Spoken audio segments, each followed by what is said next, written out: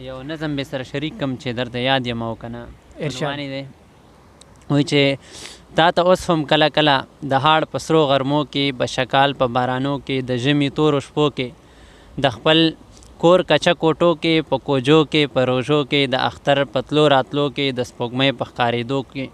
سپینو ستورو ځلېدو کې د سپوږمۍ په ښکارېدو کې سپینو ستورو ځلېدو کې مازدیګر را خورېدو کې یا څه بل څه داسې وخت کې چېرته داسې محسوسیږي